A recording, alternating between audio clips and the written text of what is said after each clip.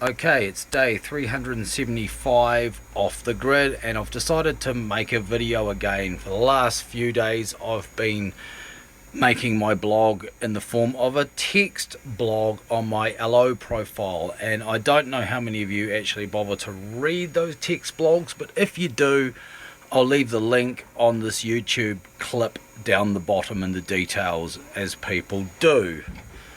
So I wanted to show what I've done today. This is my new board on this battery bank here, the 5th battery bank in the A shed. I'm not sure if I'm calling it battery bank E or yet or whatever. We'll see. I've already made videos on that, but I've done a little bit of a mod today, and here it is.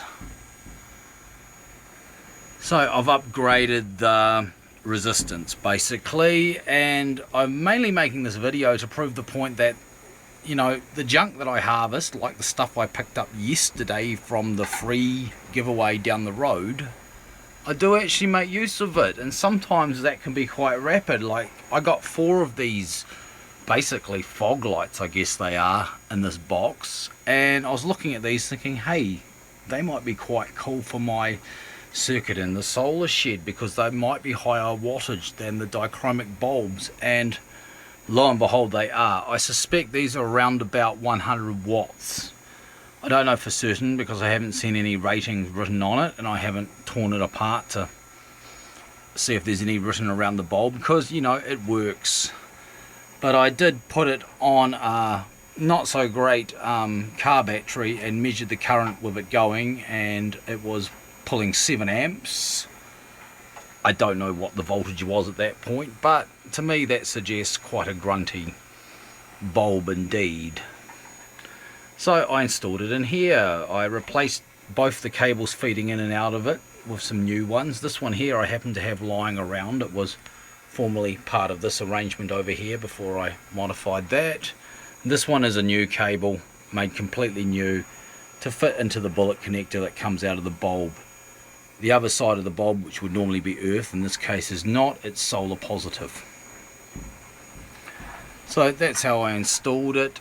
And with the clamp meter on it before, when the sun was a bit brighter a bit earlier, I was getting 4 amps being passed over to these rather full batteries. So yeah, it's really up the current probably by a factor of 2. So that was a worthwhile mod. And you know what? It was free.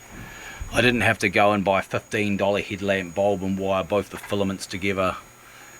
And as a little bit of a bonus, it makes a wee spotlight on my amp meter over here. Isn't that cool? I've kind of focused it in so it's picking up that quite nicely.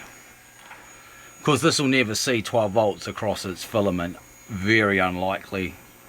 I reckon the highest it'll probably ever see is about 6 or 8 volts, so it's never going to run it, you know, full brightness. But it should give it a long life. Of course, I don't know how much life it's already had, but there you go. There's a bit of a slice of day 375 off the grid.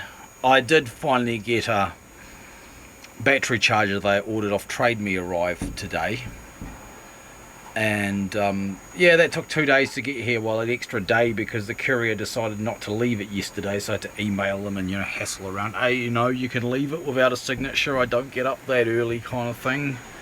And I found it at the back door this morning. I haven't even opened the box yet, and I'm not going to make a post bag video. Oh no, I just think those are kind of annoying in many ways. But speaking of post bag,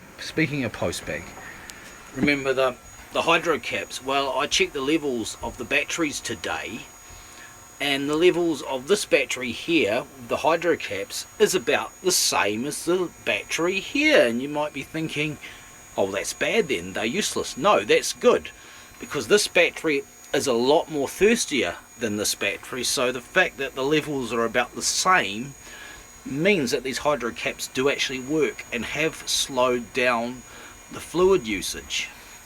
Now, I'm not sure if it's to the 50 or 60% claimed, but it seems to be very promising, so I think I am actually going to get some more of those. Plus they're styling green and yellow, you know, they're a bit Irish, it's kind of cool. Yeah, so yeah, definitely.